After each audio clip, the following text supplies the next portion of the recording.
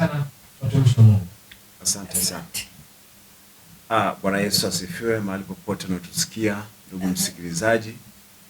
Mungu akubariki sana kwa ajili ya kutenga muda kwa ajili ya ratiba ambayo Mungu ametupa kwa ajili ya nafasi ya kusikiliza hasa nyakati hizi ujumbe wake wa neno la Mungu. Nami nikualike na nikukaribishe uweze kuungana nasi, uweze kusikia nini ambacho Mungu amekusudia hasa kwenye maisha yako na uweze kuwa salama pia kwenye maisha yako. Ni kanisa la True Gospel Embassy Church lenye makao makuu pale Kinegembasi, na hapa Makambako tuko ule mtaa wa Chelesi, njia ya kushuka Itebetala. Ni opposite kabisa na msitu wa Mission. Tunakukaribisha uweze kumsikia Mungu anasema nini juu ya maisha yako na kwenye ratiba zote iweze kuwa sawa kwenye maisha yako. Nasi bila kupoteza wakati atakayetuongoza leo ambaye ndo mnenaji wetu wa neno la Mungu jioni hii ya leo, naomba nimkaribishe ni dada yangu mtumishi wa Mungu Mwinjilisti Emerita Kiando, ndiye msemaji mkuu wa habari njema kwako. Tega masikio uweze kuungana nasi, uweze kusikia Mungu anasema nini juu ya maisha yako. Nami bila kupoteza wakati naomba nimkaribishe. Karibu sana mtumishi wa Mungu. Amina. Bwana Yesu asifiwe. Amina. Basi naomba tumshukuru Mungu. Baba, katika jina la Yesu Kristo wa Nazareti uliye hai, tunakubariki peke yako kwa sababu wewe ni Mungu. Asante kwa ajili ya uwepo wako. Tunaamini uko mahali hapa. Asante kwa ajili ya wale wote ambao Mungu umeandaa kwa ajili ya kupokea neno lako. Maana neno lako ni chakula cha uzima wa milele. Bwana Yesu, ukaendelee kusema na kila mmoja yule ambaye Mungu umemkusudia ili aweze kupokea neno hili. Katika jina la Yesu Kristo wa Nazareti, ukaendelee kupanua wewe kwa sababu ndiwe Mungu unayejua haja ya kila mmoja. Kwa mamlaka ya jina la Yesu Kristo tunajiachia weponi mwako tukiomba na kuamini. Amen. Amen. Bwana Yesu asifiwe. Amen. Basi leo tutaenda kujifunza neno la Mungu. Wasikilizaji wetu na wale hasa ambao wana kiu, wana njaa ya neno la Mungu, ukikaa vizuri ukaamini moyoni mwako, ili neno litaenda kukuvusha. Bwana Yesu asifiwe. Amen. Basi tufungue Injili ya Yohana sura ya 4 mstari wa 12 na wa 13. Injili ya Yohana sura ya 4 mstari wa 12 na ule mstari wa 13. Maandiko yanasema, kitabu cha Yohana sura ya 4 mstari wa 12 na mstari wa 13. Amen. Je, wewe mkubwa kuliko baba yetu Yakobo aliyetupa kisima hiki, naye mwenyewe akanywa maji yake na wanawe pia na wanyama wake? Yesu akajibu akamwambia, kila anywaye maji haya ataona kiu tena. Amina. Bwana Yesu asifiwe. Amen. Tunaona hapa neno la Mungu linasema, je, wewe mkubwa kuliko baba yetu Yakobo aliyetupa kisima hiki, naye mwenyewe akanywa maji yake na wanawe pia na wanyama wake? Yesu akajibu akamwambia, kila anywaye maji haya ataona kiu tena. Bwana Yesu asifiwe. Amen. Hapa tunaona kulikuwa na mazungumzo baina ya Yesu Kristo na mwanamke Msamaria. Walikutana kisimani. Lakini mwanamke, mtazamo wake au namna alivyopokea, alivyofundishwa, alipokea kwamba kile kisima ni cha Yakobo, lakini Yakobo ni mkubwa kuliko watu wengine wote. Kwa hiyo alikuwa akienda kuchota maji pale akiamini hakuna mtu ambaye anaweza akafanya kitu cha zaidi au cha ziada. Wakati wamekutana na Yesu, ni mazungumzo hapa mbele, lakini ukiwa na nafasi unaweza kaanza kabisa mstari wa kwanza hii sura, utapata picha zaidi. Lakini nimeanza hapa kwa sababu ya muda wetu. Unaona wakati Yesu amekutana na huyu mwanamke, anasema nipe maji ninywe. Yule mwanamke anasema hatuchangamani sisi wa Samaria na Wayahudi. Bwana Yesu asifiwe. Amen. Lakini wanapoendelea na mazungumzo, Yesu anasema ungejua karama ya Mungu, ungejua ni nani anayekuomba maji, ungempa au ungemuomba yeye akupe maji ya uzima. Yule mwanamke anaanza kushangaa. Wewe unaweza ukawa mkubwa kuliko baba yetu Yakobo. Bwana Yesu asifiwe. Amen. Mstari wa 13 unaona Yesu anajibu hoja ya yule mwanamke. Anasema hivi, Yesu akajibu akamwambia, kila anywaye maji haya ataona kiu tena. Mstari wa 14, walakini yeyote atakaye kunywa maji yale nimpayo mimi hataona kiu milele, bali yale maji nitakayompa yatakuwa ndani yake chemchemi ya maji yakibubujikia uzima wa milele. Bwana Yesu asifiwe. Amen. Pointi yetu tuone leo maji inawakilisha kitu gani? Miaka hii ya leo tunajua tunaabudu, lakini kila mmoja ana kisima chake anachoteka maji. Bwana Yesu asifiwe. Amen. Tunaona Agano la Kale walikuwa wanateka maji kwenye kisima cha Yakobo, lakini Yesu alipokuja anawatoa kwenye kisima cha Yakobo ili awape maji ya uzima wa milele. Huyu mwanamke anasema haiwezekani. Wewe unataka kusema ni mkubwa kuliko baba yetu Yakobo? Haleluya. Amen. Lakini unaona haya maji yanayozungumzwa sio maji kama unavyofikiri. Bwana Yesu asifiwe. Amen. Haya maji yanayozungumzwa hapa leo ni neno la Mungu. Haleluya. Amen. Unaona huyu mwanamke alikuwa akiteka maji. Naomba msomaji wangu anza mstari wa 13 endelea. Leo tutasoma sana hii sura ya 4. Anzia mstari wa 13 endelea hapo. Kitabu cha Yohana sura 4 mstari wa 13. Rudia huo mstari uendelee. Yesu akajibu akamwambia, kila anywaye maji haya ataona kiu tena. Lakini yeyote atakaye kunywa maji yale nitakayompa mimi hataona kiu milele. Bali yale maji nitakayompa yatakuwa ndani yake chemchemi ya maji yakibubujikia uzima wa milele. Amen. Unaona haya maji ambayo Yakobo aliwapa kisima, walikuwa wanakunywa yale maji lakini wanajisikia kiu tena. Bwana Yesu asifiwe. Amen. Walikuwa wakienda wanakunywa yale maji, wanateka maji tena kwa shida. Maana huyu mwanamke anasema kisima ni kirefu. Yaani walikuwa wanachota kwa shida, lakini kila wanapochota yale maji wanakunywa, yale maji yalikuwa hayakati kiu yao. Bwana Yesu asifiwe. Amen. Kila wakinywa yale maji wanaendelea kujisikia kiu. Maana yake hawa watu kuna mahali walikuwa wanatamani wakate kiu yao. Kuna mahali walikuwa hawapendi waweze kufika, lakini yale maji yalikuwa hayana uwezo wa kukata kiu kwenye maisha yao. Bwana Yesu asifiwe sana. Amen. Sasa mstari ule wa 13 amesema, Yesu akamwambia, mstari wa 13 anasema, Yesu akamjibu akamwambia, kila anywaye maji haya ataona kiu tena. Manake yale maji yalikuwa hayana uwezo wa kukata kiu. Kwa hiyo kila anapokunywa maji alikuwa anaendelea na kiu. Sasa ni kiu gani aliyokuwa nayo kwenye maisha yake ambayo ilikuwa inamsumbua? Yesu anamjibu kwamba haya maji hayawezi kukusaidia kukutoa hapa. Bwana Yesu asifiwe. Amen. Mstari wa 14 msomaji rudia. Mstari wa 14. Walakini yeyote atakaye kunywa maji yale nitakayompa mimi hataona kiu milele. Bali yale maji nitakayompa yatakuwa ndani yake chemchemi ya maji yakibubujikia uzima wa milele. Anasema lakini yeyote atakaye kunywa maji yale nitakayompa mimi hataona kiu milele. Bali yale maji nitakayompa yatakuwa ndani yake chemichemi ya maji yakibubujikia uzima wa milele. Bwana Yesu asifiwe. Amen. Unaona Yesu wakati anamjibu huyu mwanamke, yule mwanamke alikuwa anaona kama kile kisima kinamsaidia, lakini inatakiwa kila siku awa anaenda kuteka yale maji. Yesu anasema haya maji ukinywa utaona kiu tena, utarudi na kesho. Lakini mimi Yesu nina maji ambayo wewe ukinywa hutaona kiu milele. Hayo maji ukisha yapata yatakata kiu ndani yako, hutarudi tena hapa kuteka maji. Bwana Yesu asifiwe. Amen. Sasa tunajifunza mimi na wewe, je, yangekuwa ni maji ya ukweli, ina maana yule mwanamke asingerudi kuchota maji ya matumizi? Haleluya. Amen. Bwana Yesu asifiwe. Maana yake kulikuwa na kitu ambacho huyu mwanamke anateseka nacho. Bwana Yesu asifiwe. Amen. Alikuwa anaenda na majibu yapo hapa chini. Naomba endelee mstari wa 15. Mstari wa 15.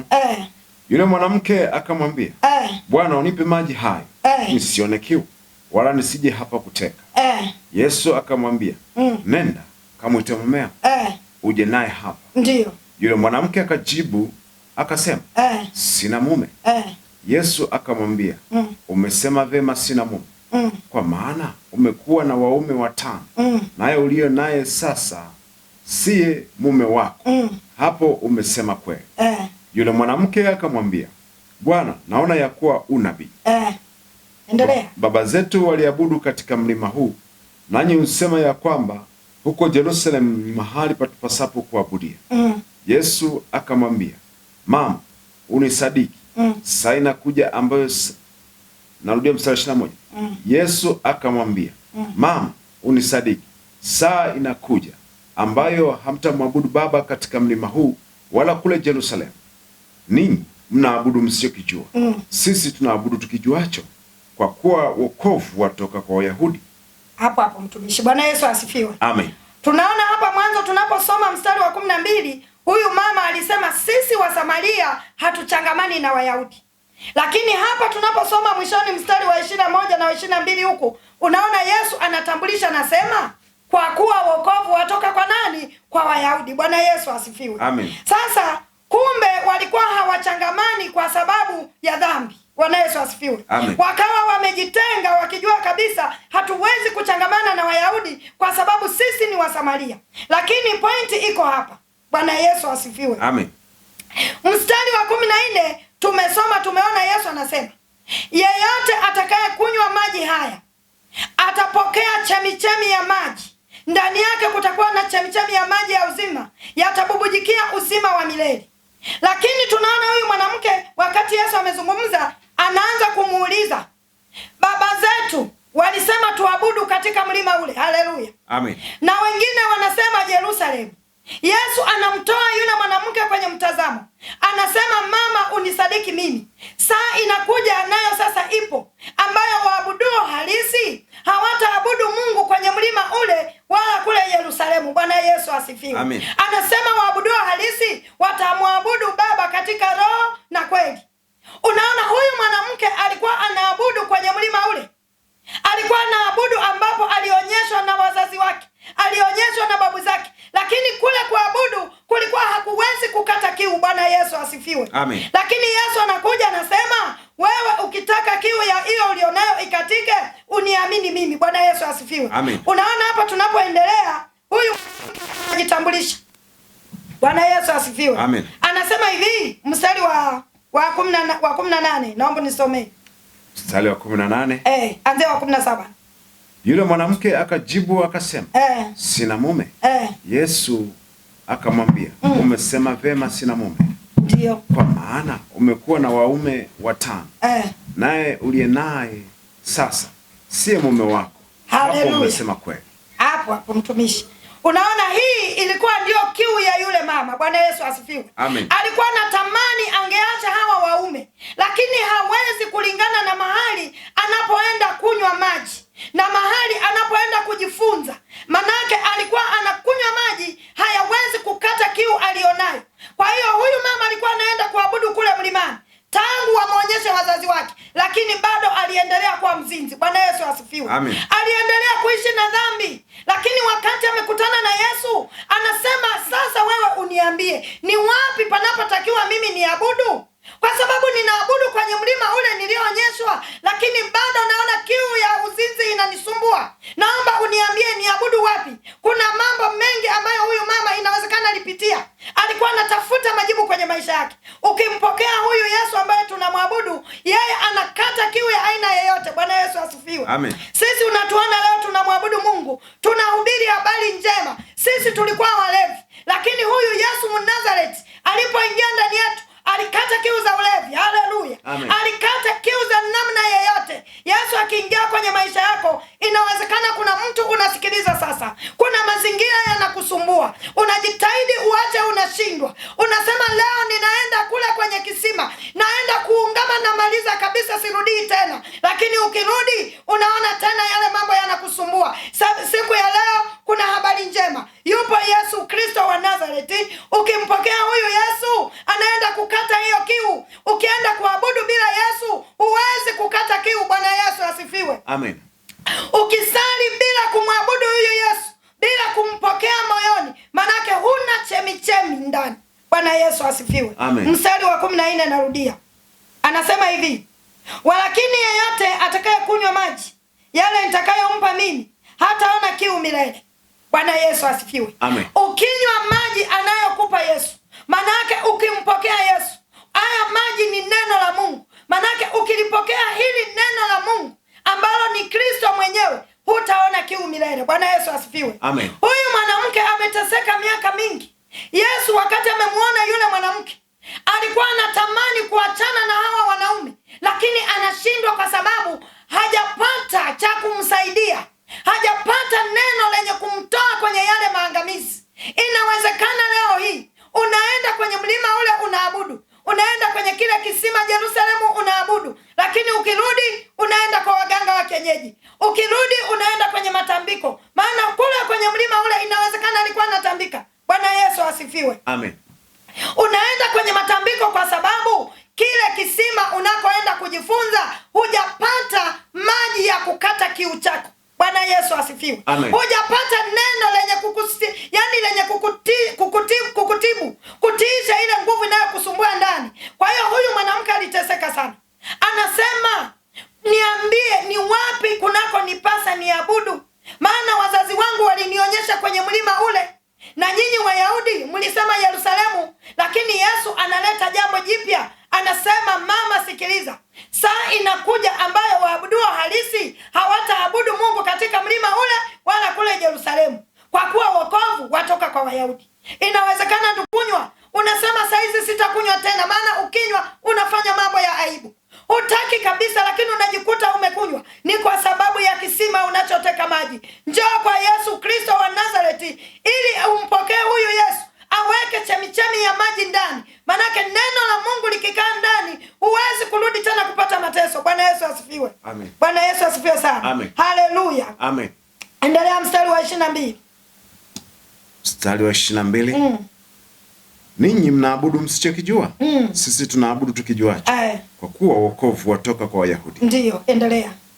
Lakini saa inakuja, nayo sasa ipo, ndiyo, ambayo waabudu halisi watamwabudu Baba katika roho na kweli.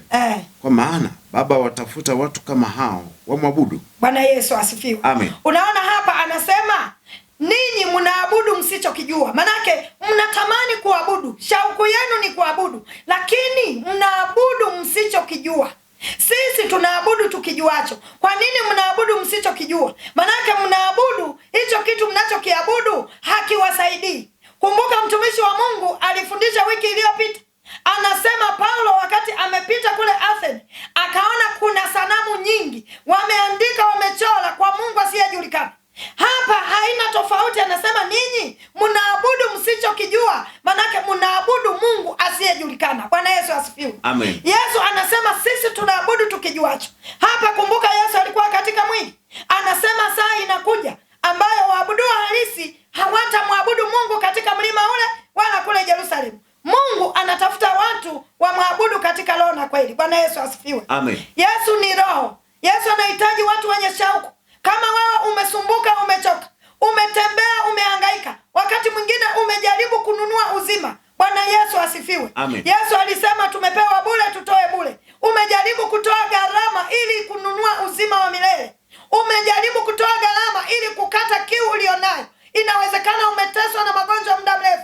Unatamani ni wapi ambapo nitakunywa maji haya ili niweze kukata hii kiu ya matatizo, lakini hujaweza kupata msaada. Yupo Yesu Kristo wa Nazareti. Ukifungua moyo wako, Yesu aingie ndani ya moyo wako. Huyu Yesu akiingia kwako, anakuwa chemichemi ya maji ya uzima, kama alivyokuwa chemichemi kwa sisi wengine. Tumemwona Yesu akifanya mambo makubwa. Ukimpokea huyu Yesu, utakunywa maji haya, hutaona kiu tena, wala hutarudi tena kwenye kisima cha Yakobo. Bwana Yesu asifiwe. Amen. Anaposema kisima cha Yakobo, maana yake Yakobo, kile kisima kilikuwa ni agano la kale. Haleluya. Amen. Wakati tunaishi sasa, hili ni agano jipya. Yesu alikuwa anakuja kuwatoa hawa watu kwenye mtazamo wa kutazama agano lile, anakuja kuwaleta kwenye agano ambalo yeye amekuja kulikamilisha. Bwana Yesu asifiwe. Amen. Hata leo tumezaliwa, tumeona na wazazi wetu, kuna mahali tunaabudu, kuna mahali tunasali, lakini Yesu amekuja leo. Anasema wewe, mbona unasali bado unakunywa? Mbona unasali bado ni mzinzi? Mbona unasali bado unatambika? Mbona unasali bado unasengenya? Mbona unasali bado unaimba? Yesu anasema sikiliza, fungua moyo wako, mimi niingie ndani yako. Mimi Yesu nikiingia ndani yako, ninakupa maji yanayoweza kukata kila kiu inayokusumbua. Bwana Yesu asifiwe. Maana yake kusali, tunasali, na huyu mwanamke alikuwa anaenda Yerusalemu. Lakini Yesu anasema sikiliza mama, mimi nikikupa maji hutaona kiu tena, wala hutarudi kuchota maji hapa. Lakini Yesu alikuwa anaelewa anaelekea wapi, na yule mama alikuwa anajua dhambi iliyofichika. Akasema nipe maji hayo ninywe ili nisirudi tena hapa. Yesu akasema kamlete mmeo. Wakati amesema kamlete mmeo, yule mama anasema sina mme. Yesu anasema umesema vema. Manake pale unaona hakuna maji aliyopewa yule mama. Bwana Yesu asifiwe. Amen. Yule mama alipewa neno. Haleluya. Amen.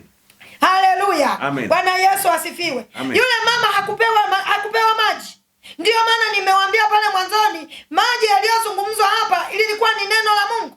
Wakati huyu mama anaendelea na mjadala na Yesu, anamwambia sina mume. Anasema unasema vema, kwa sababu na waume 5, naye uliye naye sasa sio mume wako. Yule mwanamke akasema yamkini wewe ni nabii. Bwana Yesu asifiwe. Amen. Mstari wa 28. Mstari wa 28 naomba usome hapo. Mstari wa 28. Amen. Kitabu cha Yohana sura ya 4. Ndiyo. Basi yule mwanamke akauacha mtungi wake, akaenda zake mjini. Akawaambia watu, njoni mtazame mtu aliyeniambia mambo yote niliyoyatenda. Je, haimkini huyu kuwa ndiye Kristo? Amen. Anasema hivi, basi yule mwanamke akauacha mtungi wake, akaenda zake mjini, akawaambia watu, njooni mtazame mtu aliyeniambia mambo yote niliyotenda. Je, inawezekana kuwa yeye ndiye Kristo? Manake huyu mama baada ya kupata majibu ya maisha yake, alikuwa hapendi uzinzi huyu mama, lakini alikuwa anashindwa ni nani atakayempa msaada. Wakati amekutana na Yesu, amempa yale maji, manake amempa lile neno ambalo lina uwezo wa kukata kiu ya yule mwanamke. Aliacha mtungi pale pale. Bwana Yesu asifiwe. Ndio maana mwanzoni nilisema shauku yake haikuwa maji, kuna kitu alikuwa anatafuta. Akakimbia mjini, anasema njoni mtazame, yamkini huyu ni Kristo, amesema mambo yote niliyoyatenda. Manake yule mama akawa amepokelewa mzigo, akawa amekata kiu iliyokuwa inamsumbua, akaendelea kuhubiri Injili. Bwana Yesu asifiwe. Unapoendelea huku mbele, unaona anasema aliwahubiria wale watu kijijini, na wengi walikuja kwa Yesu, wakaanza kumuomba, tunaomba uje ukae walau siku kadhaa. Leo Yesu amejifunua. Bwana Yesu asifiwe sana. Amen. Leo Yesu yuko ndani yetu, anatamani akae ndani yetu. Anasema tazama nasimama mlangoni. Ufunuo